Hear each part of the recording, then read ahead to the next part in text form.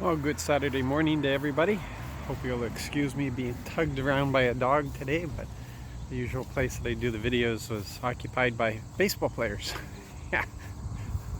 So it's a beautiful Saturday morning, a little on the cool side, but that's what we're to expect at this time of the year.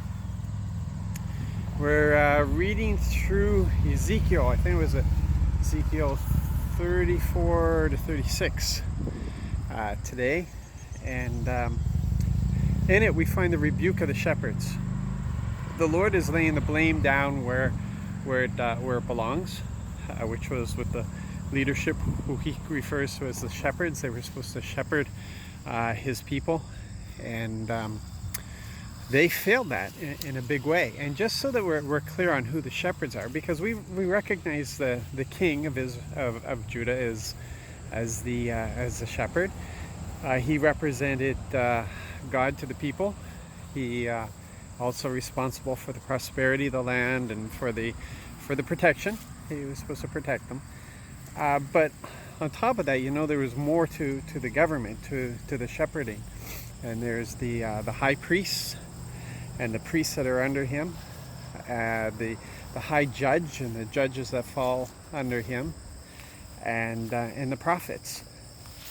So these were all the shepherds, and it was a balance and counterbalance type of thing that the Lord had put in place, kind of like the U.S. government, to ensure that there wouldn't be abuse, and it all failed because all of them had become abusers. All of them had put their personal needs, their personal agenda ahead of the people, and so there was a great deal of failure. And he said that he was removing the shepherds, and he was going to replace. He said he would replace with one shepherd, and he says David. He replaced them with David. Now David obviously is long dead, but we're talking about the line of David. So right away, we who are followers of Jesus Christ recognize who the Lord is talking about, and it's Jesus. And Jesus, he didn't just come as king. He came as high priest and high judge and prophet. And all the offices are all found in him. And so he is the head.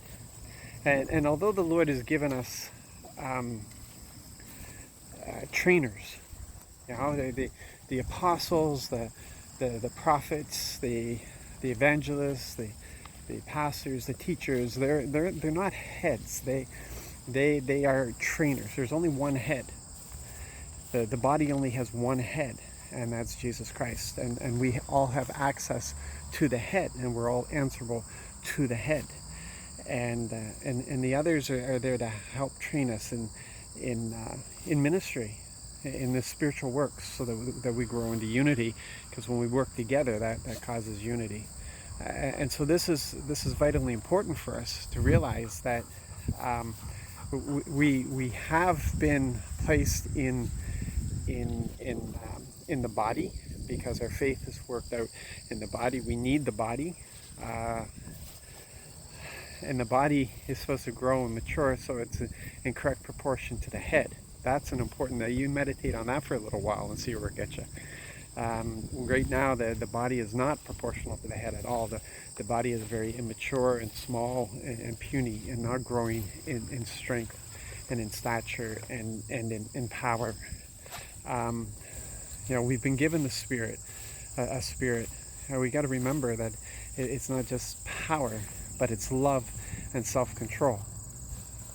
And this is where we're failing. We're failing in love and self-control. We're failing in the maturing and the growing up. And in many ways, the power has also been ignored. But there's a part of the church that's pursuing the power, but we can't afford to do that at the same time that we lose the love and self-control.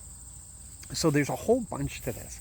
It's as simple as loving God, loving your neighbor as you love yourself. It's as simple as that. But there's a lot more to it. And it isn't easy. It is difficult. There is.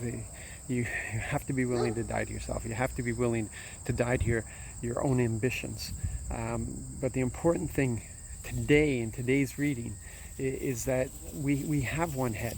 We have one head, and he's good. And he's not going to fail us. He's never going to give up on us. He's never going to put his interests ahead of our needs. He will always be there. And he proved that by laying down his life for us. So, yeah, that's something for you to hold on to today. Listen, you be blessed. Have an encouraging day today, and just give yourself over to the Lord. Desire him above everything else, and be engaged with people, and he's going to lead you in all these things. God bless.